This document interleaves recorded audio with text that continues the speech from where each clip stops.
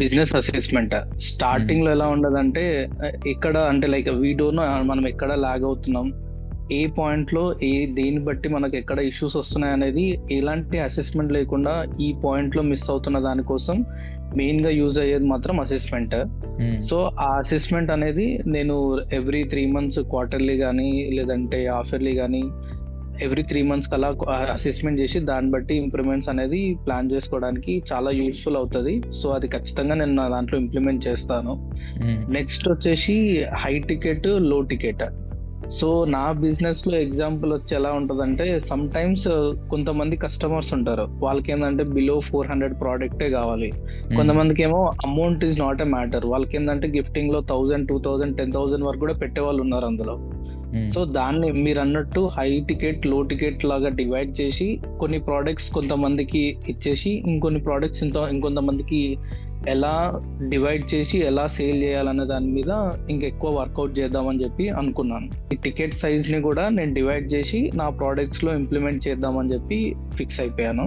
Next ఇంకొకటి వచ్చేసి promotions కొంచెం సీజన్ వైజ్ చేస్తా. లైక్ ఇది ఒకవేళ రాఖీ సేల్ అయితే రాఖీ టైంలో, సిగ్నేచర్ డేస్ అయితే సిగ్నేచర్ టైప్ లో, ఏమైనా కార్పొరేట్ గిఫ్టింగ్ ఈవెంట్స్ ఏమైనా స్పెసిఫిక్ ఉంటే ఓన్లీ పర్టికులర్ టైంలోనే చేస్తా.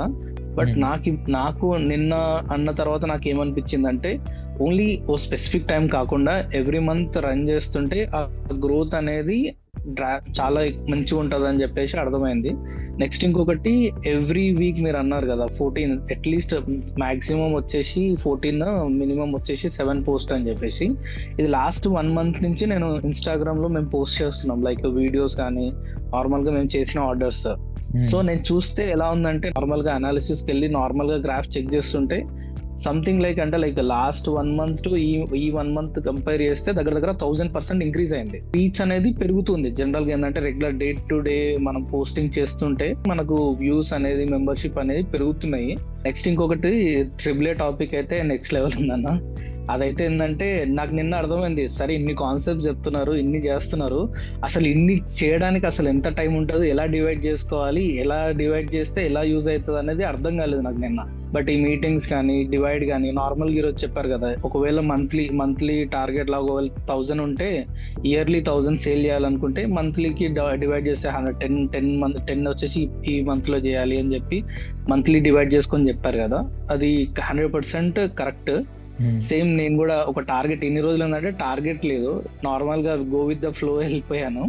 బట్ నెక్స్ట్ లెవెల్ వెళ్ళాలంటే ఖచ్చితంగా ఈ టార్గెట్, టర్న్ ఓవర్ ఇవన్నీ ప్రాక్టికల్ గా ఖచ్చితంగా నేను నా దాంట్లో ఇంప్లిమెంట్ చేస్తాను.